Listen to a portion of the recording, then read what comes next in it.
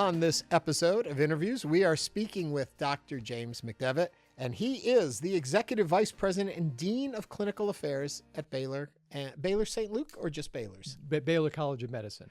Explain to me right from the start, the Baylor, St. Luke, CHI, who are they? How does this all work? Oh, well, how much time do you have? So the Baylor College of Medicine is a health sciences university. It has a medical practice, but it doesn't have any hospitals per se. It has affiliates. So Texas Children's, Ben Taub Hospital, Harris Health System, the VA, 7 major affiliates part of Baylor.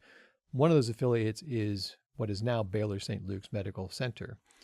Baylor St. Luke's Medical Center used to be St. Luke's Episcopal Hospital. Right. It was sold by the Episcopal Church to Catholic Health Initiatives.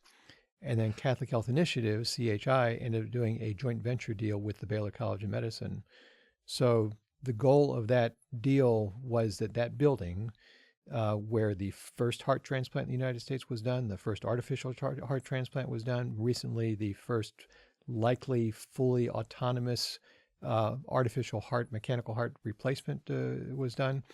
That fabulous hospital, the goal has been to turn that into the Mass General of the Baylor College of Medicine. Baylor wants a private, high-level, national leading academic medical center. That's why the deal was done. Yeah.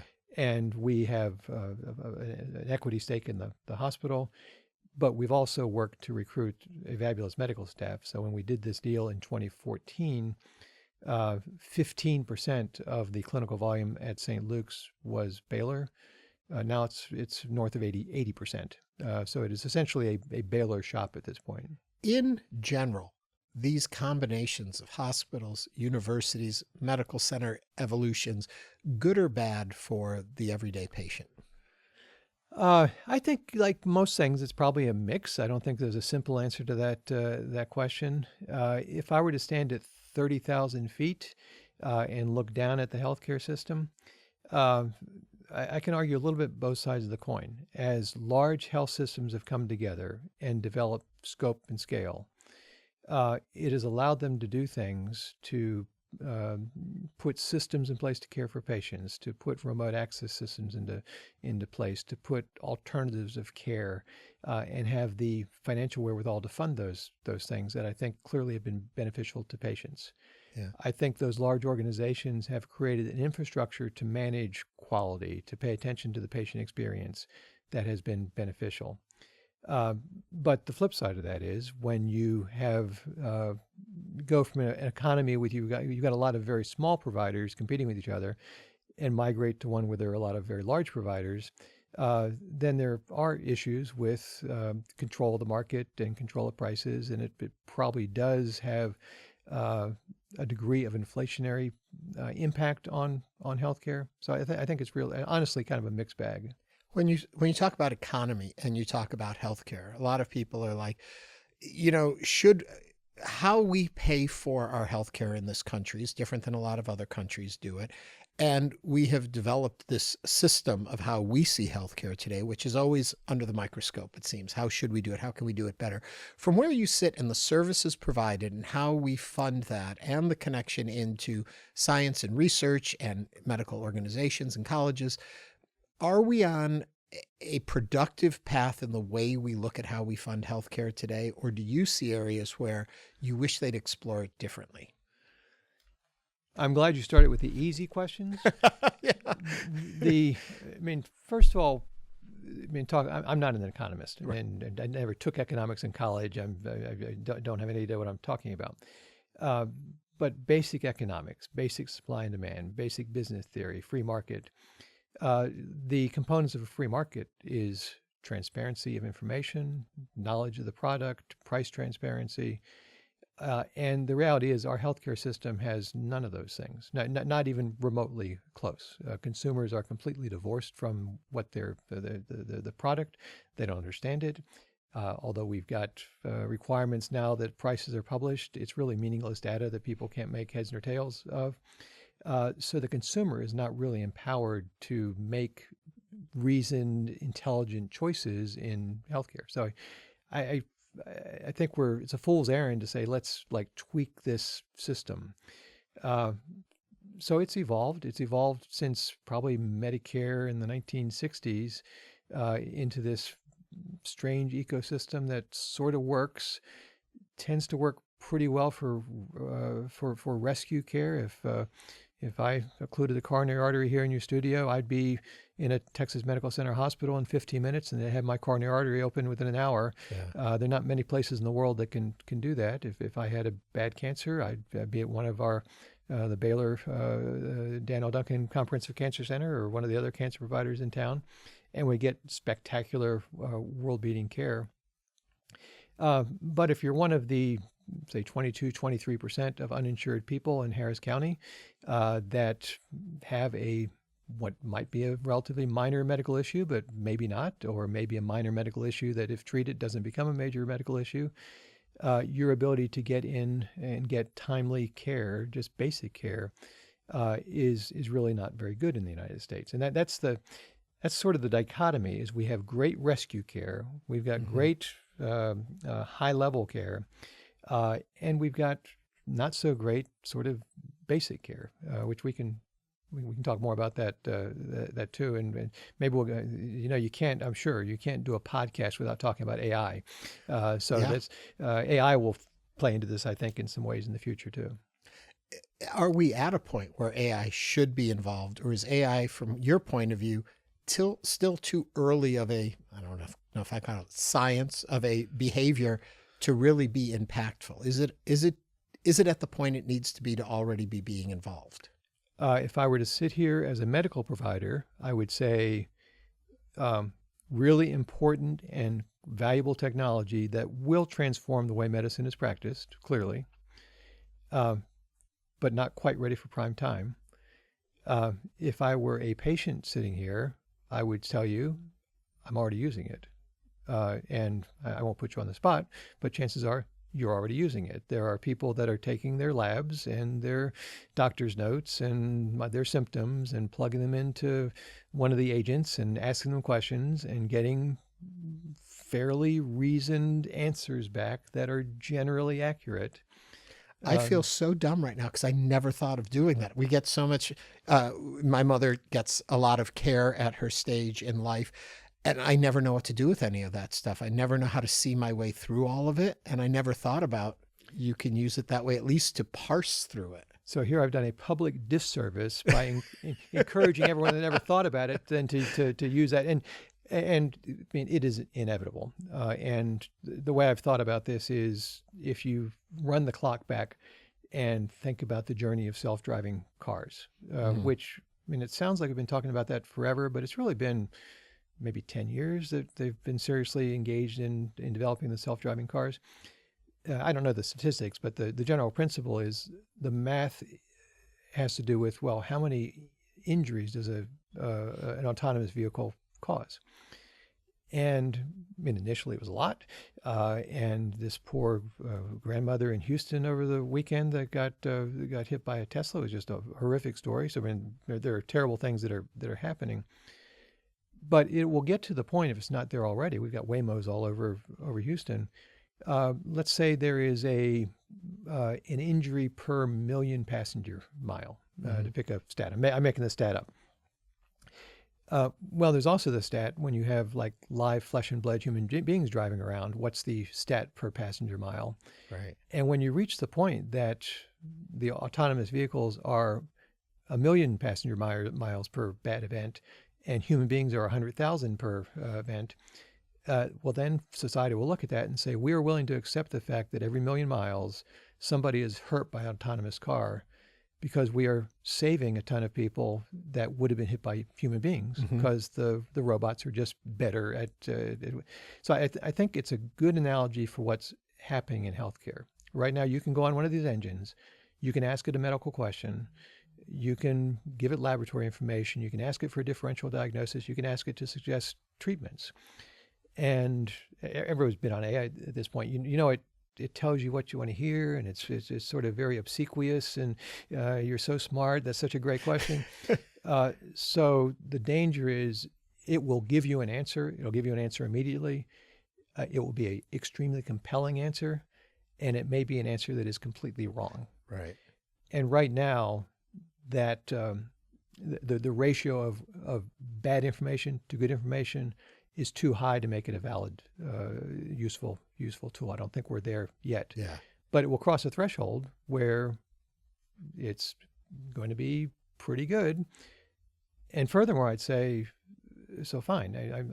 I have medical insurance. I have a personal primary care doctor. I am well integrated into the Baylor system, so I can have pretty good access to every specialist I need.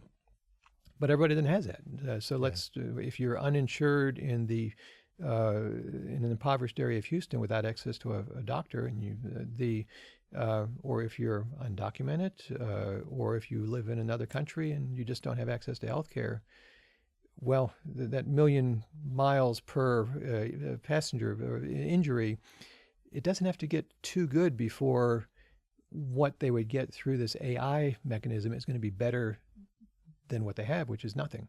Well, I think a lot about ChatGPT when it started and just playing around with it.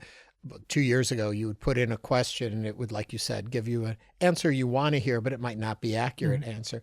And even in this short period of time now, when you would ask it a similar question, it's much more specific. It's much more accurate in its answering it's giving. So as much as I hate to point it out like this, it's learning how to do its job better at a lightning rate. So 10 years from now, I'm expecting it probably would be able to be pretty good at diagnosing things compared to where it is today, things like that, as it learns and gets better. I would accelerate your 10 years. I think it's going to really? be, it'll be faster than that. Yeah. It is moving so incredibly In quickly. research, though, where it can compile statistics and give you information you need, which isn't, I don't want to say subjective, but isn't searching for answers, but you give it the data and it's processing it, I think it's probably a lot more accurate at this point.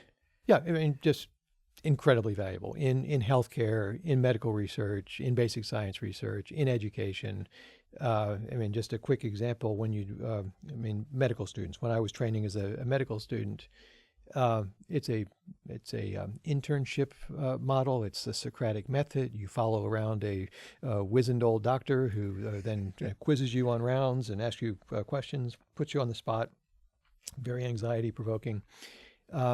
And that was the medical education model.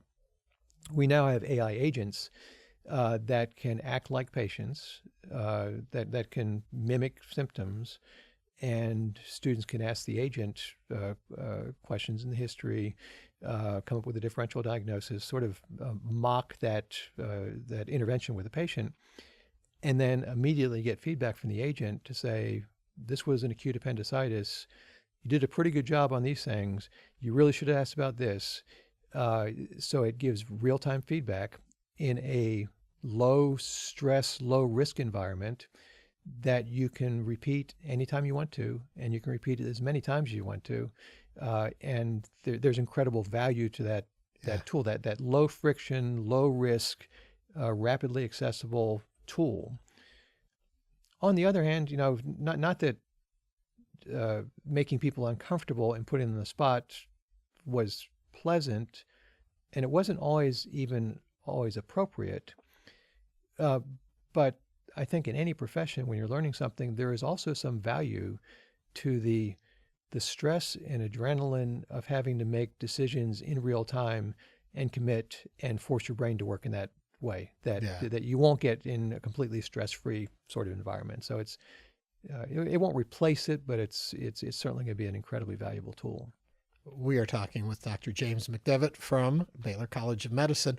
You talk about being a medical student, and I'm curious, in those days, looking at what was to come, are you surprised, or did things turn out as you expected in the area of medical science in its evolution? It's a really good question. Well, to be honest, if I were to say to you, yes, in 1986, when I graduated from medical school, I knew exactly what was going to happen, and things have really played out precisely as I expected. You would give me way, way too much credit. So no, I had no idea what was going to happen. And again, we were that era. I mean, that wasn't horribly long ago. It was getting to be a long time ago. But we were in a period of history when you looked at the doubling of medical knowledge. We doubled medical knowledge initially every 70 years, and then it was every 7 years, and now we double medical knowledge like it's measured in days, not in not in years. So the explosion of knowledge and information, I don't think I fully appreciated 35 years ago. When I was coming up in training, the people I admired were the brilliant doctors that had encyclopedic knowledge that they carried around in their head, that could cite the medical literature, and they were just phenoms. They were just amazing, and that is who I want to be. I want to be one of those phenoms. The reality in today's world is those people don't exist, and they can't possibly exist because it is not possible, even in a subspecialty of medicine, to keep up with everything. Mm-hmm.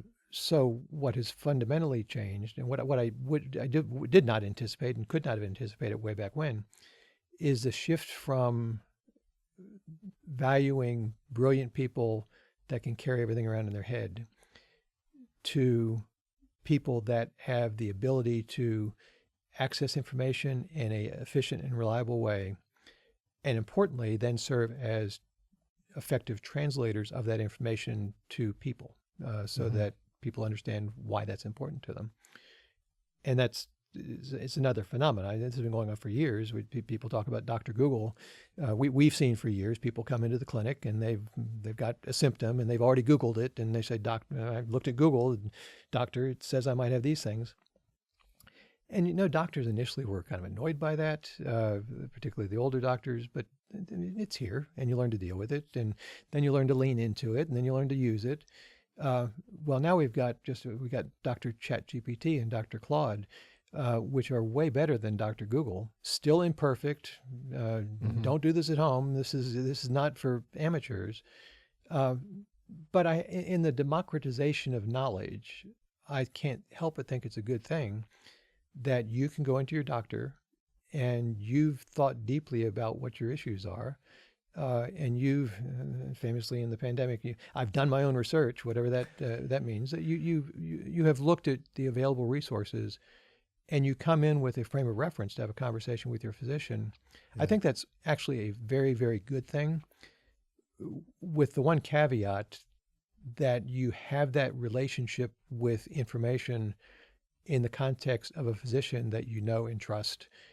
And you're willing to have a dialogue. I think that is sort of the ideal right now, that you've got a healthcare partner that can help you in understanding the information you're learning. You mentioned the pandemic there, and I'm curious, did the pandemic make us out there in the general public better patients in some way, more attentive to what things are, paying attention to medical science more, following advice of doctors? Or with the political attitude that also came up around it, did it push us back away from the direction where things were going? And I ask that because it fascinates me, the whole vaccine situation, that we were in dire need of a vaccine to stop the spread of COVID. And yet at the same time, there's an entire school of thought, anti-vaccines coming, and both were existing at the same time. Great question. Let me say a word about vaccines out of the gate. Vaccines are really good. Yeah. They have saved countless lives. They have fundamentally changed world civilization. And perhaps along with systems that give us clean water so we don't get cholera, perhaps certainly one of the greatest innovations that has actually improved the life expectancy of people. I know that people have concerns about, well, they're foreign substances. Well, you walk out of the studio today and walk down the street, you inhale and are exposed to a zillion foreign substances, yeah. And that's how your immune system develops. Remember the bubble boy from way back when, had no immune system, couldn't be exposed to antigens, and was never stressed. So it is a natural process. It is a safe process, and it's really I respect people's opinions, certainly, that feel otherwise, but the science very clearly shows the vaccines are definitely a net positive. But to get back to your question, another way of asking the question is, I've been asked before, I don't know if to say if or when, if we have another global pandemic, I've been asked, are we better off for the next one than we were for the last one? Do we learn anything from the last one? And I think that's a mixed bag too. In some ways, definitely yes. When you look at the way vaccines were developed, the rapidity with which we were able to develop vaccines, that was huge. It saved millions and millions of lives. When you look at lessons learned in terms of how you mobilize the public or not, I think there were good lessons to be learned about. I mean, shutting down schools and bars, and we did et cetera. So we're smarter than we were, having had the experience. I think the downside is, I remember very clearly early on in the pandemic, and I mean, your listeners probably don't even fully remember this, but I do. When there were 4 cases in the United States, literally, we were hearing about Lombardy, Italy, and which is a developed Western modern city with modern healthcare facilities, completely overrun. Hospitals full, people dying because they couldn't get health care, and that's what we were seeing lead up to the pandemic. Then we saw New York City, and hospitals full. Something I still don't fully understand is taking a mechanical ventilator that helps somebody breathe and splitting it so they could have that ventilator ventilate 2 patients simultaneously. And ventilators being run by psychiatry residents because they didn't have adequate healthcare providers. It was a city in crisis. And Houston was really the second U.S. city that kind of hit that crisis level. So in that time, we were scared. I mean, we didn't know coming to work, are you going to carry this home to your family? Are they going to get it? How fatal is it? And it turned out that in retrospect, it was not quite as fatal as it might have been. And as we developed immunity, we became more resilient immunologically to the virus. And we were fortunate that the virus tended to mutate in ways that didn't make it even worse than it was. It could have, Right. but it got sort of attenuated as it evolved. So I'm rambling a little bit, but I mean, so what concerns me is, again, painting that picture of Lombardy in New York, and there was this brief shining moment where we were all, as a society, really well aligned. Didn't necessarily know what we were doing or exactly what the right thing to do, but there was a collective agreement, kind of like when the nation goes to war, and initially the entire country is supportive of a war effort. And then over time, people start asking questions, and and the support dwindles, and things start to fraction. Well, we obviously saw that in the pandemic, where we're all aligned, and then people ask questions, develop different opinions, and building on top of other polarizing aspects in our political system, we've now created almost warring factions, people that won't listen to each other, that are in one camp or the other. And you have to hold wholly a set of beliefs in Camp A or a set of beliefs in Camp B.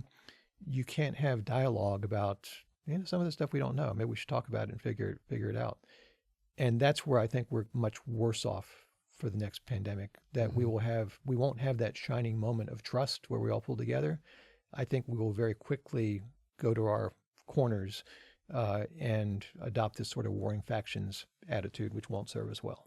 It's interesting when you talk back to the beginning of the pandemic, and I was speaking with a gentleman from Pakistan who was up in their government, high up in their government, about this a couple of years ago, and he was talking about how the U.S., how we had done everything wrong, and how what we had done caused problems for the whole global economy and all of this. And the point that I tried to bring to him to remember was, in the moment, we didn't know what we know now. And the reactions we did saved lives. You had to, yes, some things in hindsight could have been done differently, but you can't judge it by hindsight. You have to understand where we were, and even with the development of the vaccine, if you look at the death rate in this country up until the release of the vaccine and you see that cliff, it falls right off of the numbers, drops so quickly because of the vaccine. Things we learned and we did things better, but we came together in the moment like you were talking about. And I like the way you painted out that shiny moment where we were all aligned. And you are seeing these stories from across the globe saying, look at what's happening here in Italy. Look what happened in China. You have to react. Yeah, very, very clearly. And I mean, to be self-critical of our profession. And again, when you look at, when I say our profession, that encompasses a lot of stuff. And that is the scientific community. It is the public health community. It's the physician community delivering care to patients. And those are not a unified force. They all have their own sort of nuances.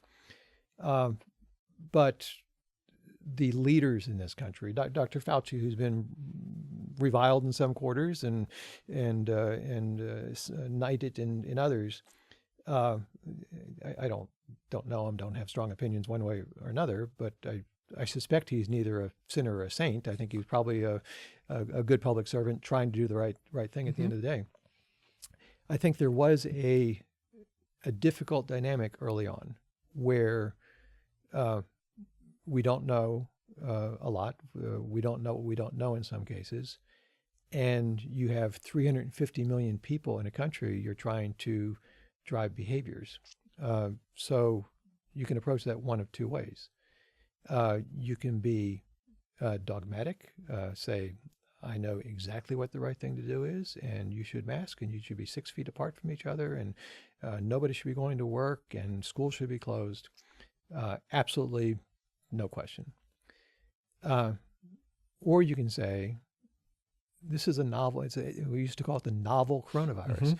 Novel meaning new. New meaning we have no experience with it. So by definition, we don't really know a lot. So another approach would be to show some humility and say, this is what we think today. We're learning more every day.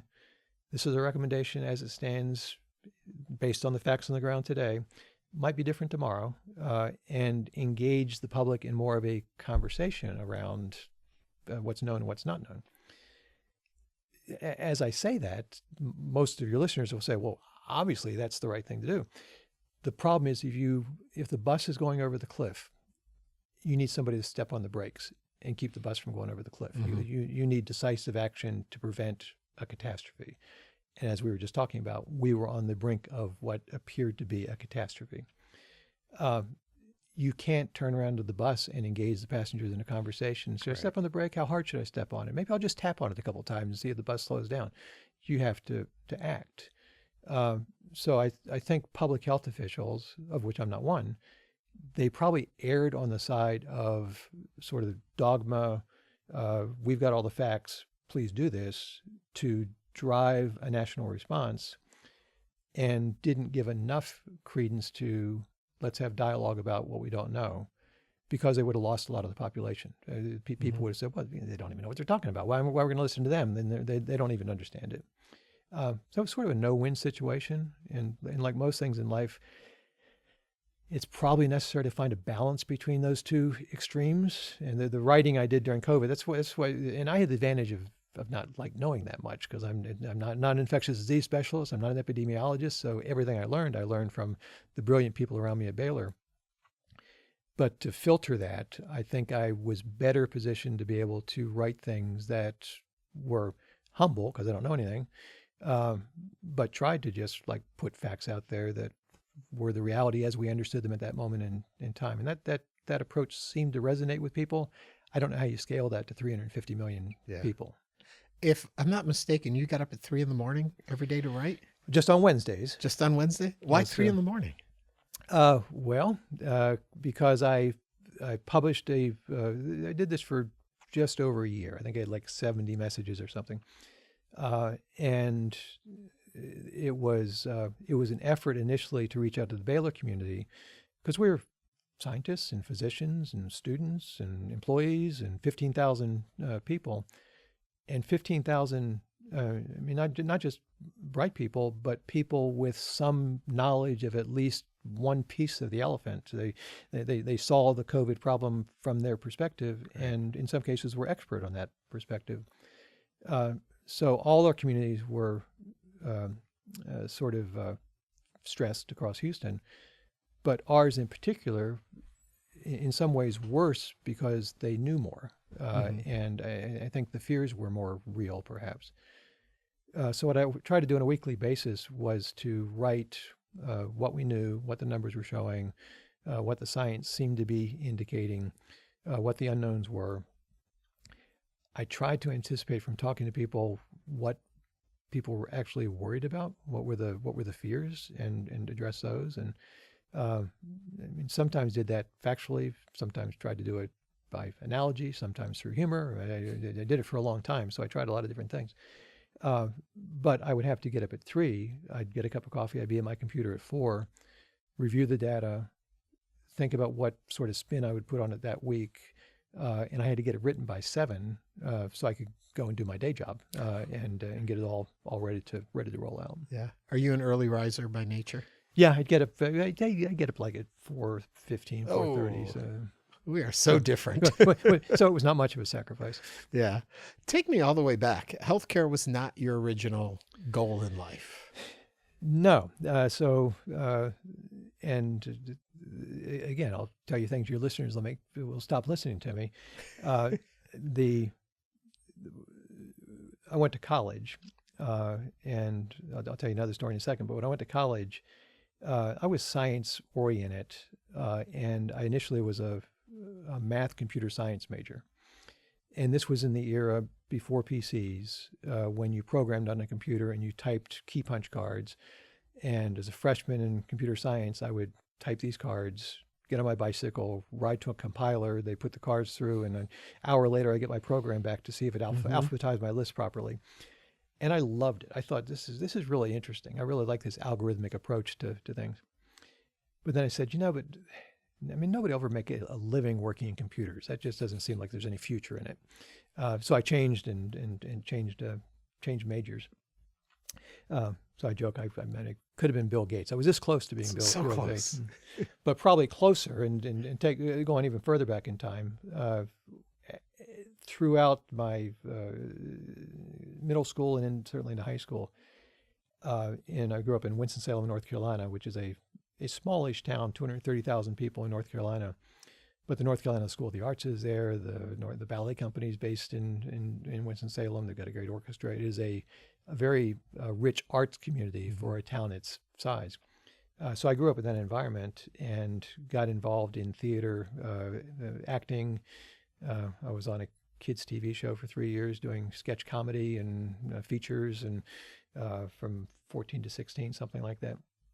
And then got involved in a lot of technical theater. I did that all through high school and into college, and then had not gotten into medical school out of college. And I had met somebody that came through at one of the touring shows that I worked on, who was the technical director for the Spoleto Festival in Charleston, South Carolina, which many of your listeners probably don't know is a huge and fabulous art festival. If you have any interest in performing arts, you should go to Spoleto. It's like the Olympics of performing arts. But they shut down the entire city of Charleston, which is lovely. Every performance venue they refresh to do drama, opera, chamber music, dance, everything. So I got a job working at the Spoleto Festival doing technical sort of work, lights and sound. And out of that, I'm graduated from college now and have not gotten to medical school.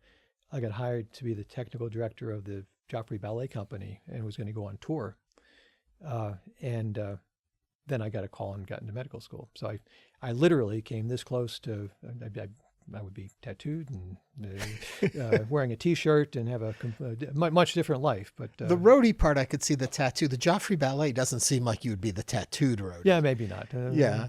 So your love of arts, though, was it more the technical aspect, being involved from that point of view, or was it something about you that triggered the artistic mind? That's a good question. Probably, frankly, a little bit of both. I think I'm probably, as your listeners can tell, I'm not like a very emotive, effusive person. I've got like this much range of emotion. So acting wasn't anything I was particularly good at. And I think I tend to be more sort of left brain analytic than right brain. But the right brain appeals to me too. I love music. I love to try and play music. I love the arts. So yeah, I think and like it's just not medicine, but it's many things. Having a balance between that left analytic and right visual perceptive creativity, I think is really important. I think people often think that you're either the artistic type or you're the technical mathematical science type. And I find in talking to people in my own life, those actually work very well together, and that there is a connection there between it in understanding how things come into being, how to understand people's reactions and emotions, how that affects life in general. Actually is a very good combination of the two. And when you have that, you're in a good place. No, it's funny you say that. So, again, another question I was asked recently was I was reflecting on my time at Baylor, and somebody asked me, what have you learned in your time here? What's your takeaway? I've only worked for two organizations. I was with an organization called the Carolinas Healthcare System, which became Atrium, which is now Advocate. It's, I think, the third largest health system in the country, now very successful. I was there 22 years, and then I came to Baylor. I've been here for almost 13 years. And what I was telling somebody recently is that my old organization, that 22-year organization, was a symphony orchestra. It was everybody playing off the same sheet of music. Everybody played their own part, but they were all coordinated. We recruited the best people to sit in every chair in the orchestra. There was a conductor who led the whole thing, highly coordinated, and it made really beautiful music. And that was the Carolinas Healthcare System. I came to Baylor and joined a jazz ensemble. And I'm sure you strike me as somebody who probably knows something about jazz, but it's jazz is not like random noise with people just blowing horns and I mean, there are rules and conventions, and you are creative and innovate and improvise within those constraints. But jazz is dependent on everybody sort of finding their own way and hoping it all comes together to create, again, beautiful, beautiful music. And what I've learned is those are both really important, and they're both really beautiful. You need the symphony to have the structure, the discipline, particularly in the environment we live in today, where you can't like freestyle all the time. You've got to execute and have a plan, which is why they're now the third largest health system in the country. But you need the jazz of Baylor because that's where the innovation and creativity comes from. And talking about balance before, I think part of the art of leadership in healthcare and probably everything else in the world is finding that balance between symphony and jazz, having enough structure and discipline to keep something as an ongoing enterprise while having the spark of creativity and innovation that is really the magic of what you're trying to accomplish. And I wasn't going to go to this point already, but since you bring it up here, I'm curious, with that kind of performance in front of you, what makes you think it's time for you to look for something new? Is it looking for new challenge? Is it you felt you've done what you came here for? How does this decision get made? Yeah, a couple things. I mean, first of all, I have nothing but praise for my current organization. I love the Baylor College of Medicine. It has been the best 12 years of my professional career, and may always be the best 12 years of my professional career. What we were able to accomplish here during the time I was here, just not me, but with a team of other people, was we took a little medical practice that was a couple hundred providers, that was fragmented among 19 different departments. Everybody was sort of running their own thing, and everybody thought they were doing a great job. But when you actually started measuring things, our patient experience scores against benchmarks were in the bottom quartile nationally. Our quality was below average. The access, if you wanted to get in to see a Baylor doctor, in some cases it would take you literally years to get in, not days or weeks, but years. So demonstrably, it was not a patient-centered practice. And what we did was spend some time actually crafting a cultural document, a promise to our patients. We sat down and put on paper, this is what we should promise you as our patient coming into this environment. And over a decade, we've increased the practices 5 times as big as it was. We're now north of 1,000 providers. Our quality, our patient experience scores are in the top quartile. Our quality scores in the top decile for most metrics. It has become the premier academic practice of the region. So incredibly proud of that. Yeah. Incredibly proud of the pandemic response and the way we were able to not just take care of Baylor, but take care of the city of Houston and the region during the pandemic. I will always carry that with me for the rest of my life.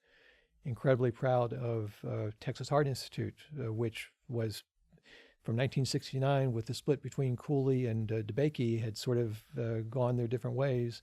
We'll now have brought those back together under the Baylor umbrella to the benefit of both organizations. Incredibly proud of that. So just tremendous work. Yeah. I personally feel like I've got one more job. I have no desire to retire.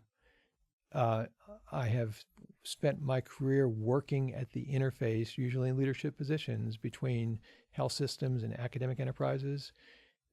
And I would like the opportunity to take sort of what I've learned and put my stamp on something and make it better.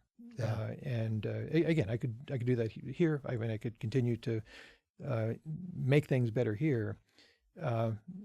But once you've been someplace for a while, you got your bag of tricks that you use, and you have your view of problems, and it gets a little stale after a while. I mean, you get stale, not the organization. And I think it's refreshing to trade in your old problems for a new set of problems, and to apply the skills you've learned to a novel set of problems. You said something that I'm curious exploring a little bit more is when you said you first came to Baylor and the situation they were in and where they are today. And I think to myself, at that time, I would assume it wasn't that they weren't aware of these issues and that they didn't want to fix them, but it takes what to activate on something like that? We can all sit in a place and say, this is where we know our faults are and we want to be better, but we need someone else to come in and help us get there. What is it we miss when we look at these things and we see the problems, but we can't find our way through it? I would push back a little bit on everybody must have known that there were issues. I think some people probably knew there were issues. But I think challenge in organizations, when you look at driving change management, is that when you're sitting here in your studio and you've got your little team here, and your team is probably great, and they probably function and hit on all cylinders all the time, and your little operation could be like perfect. But the broader organization could have all sorts of problems, and when you're in your silo, you don't necessarily see it, and you're probably aware of it tangentially. You know everything's not perfect, but you tend to see what's in front of you. So I think part of the dynamic is that we as humans tend to look at what we're managing, what we're responsible for, and think, my team's pretty good. Everybody else is having problems. If everybody just did what I did, this would be great. Or commonly in the Senate, when you look at polls of senators and representatives, hate the Senate, hate our representatives, except for mine. Mine's pretty good. So that's just sort of human nature. So the process of driving change, it's sort of classic change management, and there are all sorts of academic schemas about how you drive change. But fundamentally, they all have common features. You have to create some sort of burning platform. You have to, if we're sitting here and I want you to go from point A to point B, you need to have some motive force for wanting to get off that burning platform and move from A to B. So you have to create a degree of discomfort in the present state. Generally, you do that through data. And that's, I think, what we did at Baylor in the early years, was to start challenging people and saying, you say you're good, but here's some numbers, and these numbers don't look very good. And then there's like a Kubler-Rossian thing where you deny the data, and you denial, bargaining, depression, anger, and finally acceptance. So you have to go through that process, but eventually get people to acknowledge that, yeah, we're probably not all we should be. And then you have to be able to paint a more compelling future. to say not just do we have the need to get someplace else, not just have I proven to you that that's essential, but that place over there actually looks a whole lot better. And again, that's putting it very simply, but I think that's really fundamentally how you drive change in organizations. Yeah. I also wonder, do people fall into the other camp of too critical of themselves, of their own performance, and that can stunt growth? Yeah, I think that's true. Certainly as individuals, I think there are a lot of people, I think in particular, I think there are a lot of physicians that are exceptionally self-critical. They hold themselves to a very high standard. They've been hyper-competitive their entire careers. And I think there are a lot of individuals that feel very, carry an overwrought sense of guilt and responsibility with them every day, which isn't healthy. Organizationally, I don't know if that plays out at an organizational level. I don't think organizations sit and gnash their teeth and wring their hands and say, "Oh, we're so bad. We're just hopeless." And maybe that's a good concept. This sense of learned helplessness that I'm sure you're familiar with the term. This sense that, I don't know if you know where the term came from. Do you know where No. I think that the doctor's name was Seligman. He was a psychologist. And in the 60s, he did experiments with dogs where he put them in a box, and the box had a divider, and the floor was electrified. So he would give the dogs a shock, and when they're shocked, they would jump over the partition and to the side that they didn't get shocked. Well, then he would put block the partition so they couldn't jump and shock them, and they couldn't do anything. And the dogs would cower and whimper and curl up in a ball. Well, then when he took the partition back out and shocked the dogs, they still whimpered and cowered, even though they had a way out. So learned helplessness is a sense that your current situation is so horrible, it is pervasive, it impacts everything you do, it's permanent, it's never going to go away.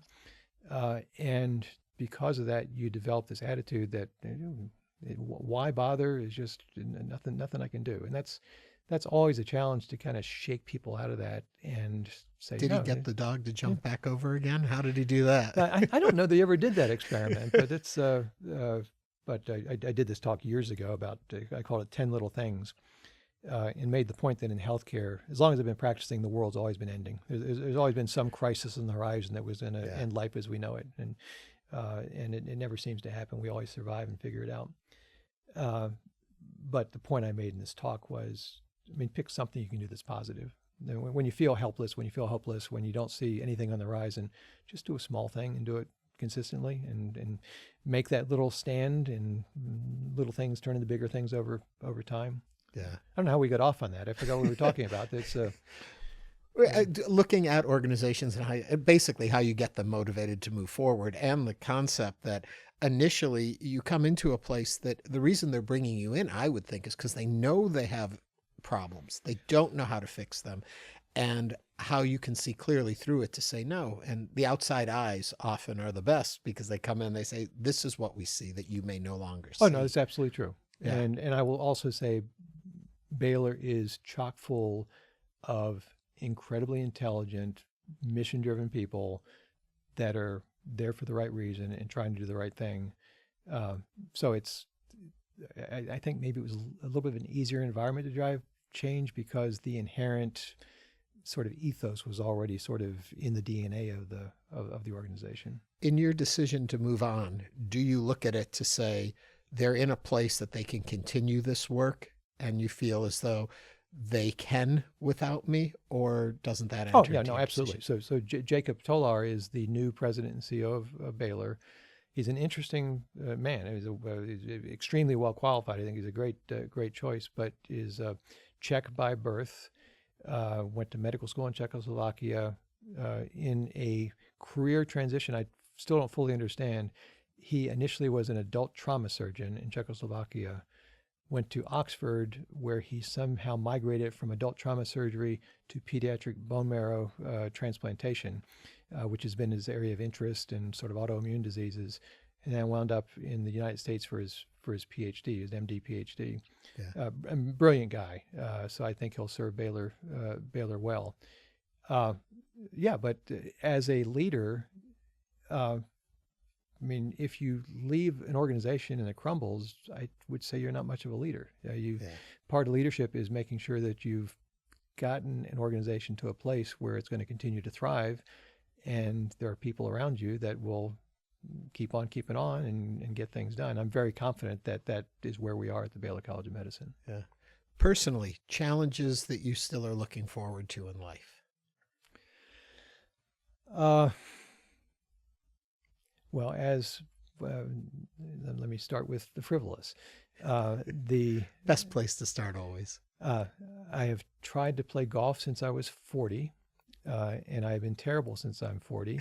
And I would like to be a single-digit handicap. That has always been a goal. And you may not know what that means. A number of your listeners will. I work hard at it. I've made progress. It may not be possible, and I've got this. My biological clock is ticking, as they say. So we'll see how that goes.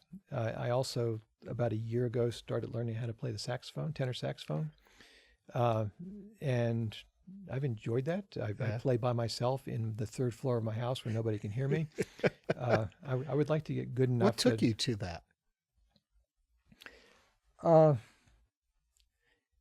It was, I guess, a couple of things. It was a time when I was sort of thinking about the future, casting about for what was next, and was just looking for something to clear my head a little bit that was like completely unrelated to anything else I've done. I played the clarinet some when I was in high school and never liked it, but always liked the tenor saxophone in particular. I said, well, I'm going to buy a tenor saxophone. And so I've got a teacher comes out to my house, and I'm terrible, but I've learned a lot. And it's remarkable how it sort of switches your brain on. Yeah. And I can almost feel the synapses being sequenced in a different way. Reading music, and I mean, all the mechanics and everything. It just is, I think fabulous. So continuing, whether it's saxophone or golf, continuing to make progress in those frivolous things where I'm just like exercising my brain and getting better at something. And the nice thing about golf and music is you can be older and you can get better. My father-in-law died in his 90s, but when he was in his 70s, he was still rebuilding his golf swing, and he was still working on his game. So those are broad goals. Professionally, I mean, I've had a great career. I've done a lot of different things. I've been with great organizations. Hopefully I've left people behind and left somewhat of a legacy. You never know. But I would like to put my stamp on one more thing. I feel like I'm young enough and energetic enough, and I like to work, and I'm engaged by work, and I'm engaged by the people around me. I want to be able to put my stamp on one more organization and leave that organization materially better than I found it. Maybe Joffrey Ballet, if they call up and they're looking for a yeah, roadie. Maybe so. Or if you need a call, I could be your Ed McMahon. I could snipe in the background with your guests. I would take it in an instant. Mm-hmm. It has always been a joy to talk with you. Dr. James McDeavitt, thank you so much for sitting down and talking with us. Thank you for everything you did for this community, especially during the COVID crisis, all you've done at Baylor, and for just being a true friend all these years. Thank you so much. Well, for you personally, it has been a pleasure. And for the City of Houston and Baylor College of Medicine, it has truly been a professional privilege. Thank you.